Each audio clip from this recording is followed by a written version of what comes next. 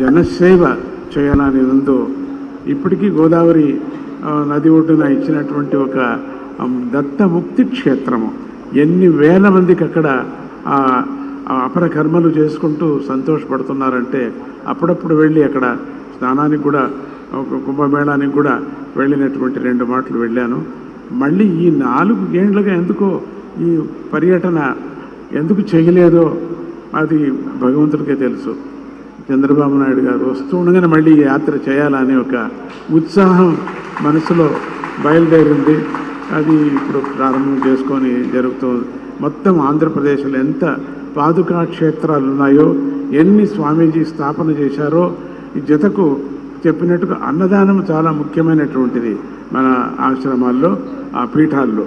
అట్లా ఆ కార్యక్రమాన్ని వాళ్ళకి ప్రోద్బలించి ఇంకా ఎక్కువ చేయండి అని చెప్పడానికి కోసం సంతోషపడుతున్న ఆ కృష్ణమ్మ, ఆ కృష్ణవేణి తల్లి, అది 2 సంగమం చేసినటువంటి సందర్భంలో కూడా స్వామీజీ వెళ్ళారు. భగీరథుడయ్యా నువ్వు అని కూడా చెప్పటం జరిగింది అక్కడ వెళ్ళి స్వామీజీ. ఇప్పటికీ కూడా అది మర్చిపోలేను అటువంటి సభ, ఆ కృష్ణానది ఒడ్డు దగ్గర జరిగినటువంటి సభ. అట్లనే మళ్ళీ పరమాత్ముడు మళ్ళీ ఆ మంచి కర్మయోగిని మళ్ళీ మనకు తీసుకొచ్చి ఇచ్చారు. చంద్రబాబు నాయుడు గారు మంచి కర్మయోగి. ఆయన ఏమేమి సంకల్పించారో, భగవంతుడు అమ్మవారు ఆయనతో ఏమేమి చేయించాలనుకుందో నిర్విఘ్నంగా జన సహకారముతో, పరమాత్ముడి యొక్క వాతావరణ సహకారంతో అన్నీ చెయ్యని అని చెప్పేసి ఈ సర్కార్కి మంచి భవిష్యత్తు ముందు ఉండాలని చెప్పేసి స్వర్ణాంధ్రగా మళ్ళీ నేను అనుకోవాలా అనేటువంటి మనస్సులో నేను సంకల్పం చేస్తున్నాను. ఎంత సంతోషమైందో, ఆ సంతోషానికే నేను వయస్సు లెక్క చేయకుండా, ఏమీ లెక్క చేయకుండా పరిగెత్తుకొని వచ్చాను. అన్ని చోట్ల తిరుగుతున్నాను.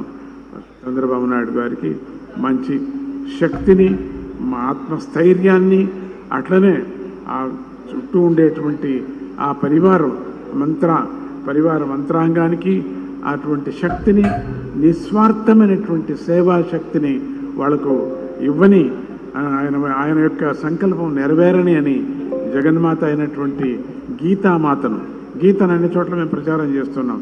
ఆ గీతామాతను కూడా ఈరోజు పారాయణం కూడా చేశారు. గీతా పారాయణం ఎంతోమందికి గోల్డ్ మెడల్ కూడా తీసుకున్నారు. అటువంటి పారాయణం చేసి గీతామాతకు, అట్లనే మరగత రాజరాజేశ్వరి అమ్మవారికి కూడా నేను వేడుకుంటూ సక్సెస్ కానీ, ఆయన యొక్క విచారాన్ని దిగ్విజయం కానీ అని చెప్పి ఆశీర్వాదం చేస్తూ, ఆయన మంత్రాంగానికి, ఆయన యొక్క సర్కారానికి ఈ గవర్నమెంట్ మంచి గవర్నమెంట్గా మనకు ఉండని, స్వర్ణాన్ని మనం చూసేటువంటి యోగం మనకు కలగని. అంటే బంగారు అంటే లక్ష్మి, లక్ష్మి అంటే సుఖం, శాంతి అని అర్థం. అటువంటి సుఖ శాంతులు ఉండని అని చెప్పి వేడుకుంటూ, ఇక మళ్ళీ నేను వదలటానికి ఇష్టం లేదు. అంత సంతోషంగా ఉంది. ఆ సంతోషం హృదయంలో ఉంది, బయటికి రావటం లేదు. అట్లా ఆ సంతోషాన్ని వ్యక్తం చేస్తూ ఆయనకు మంచిది కానీ అని చెప్తూ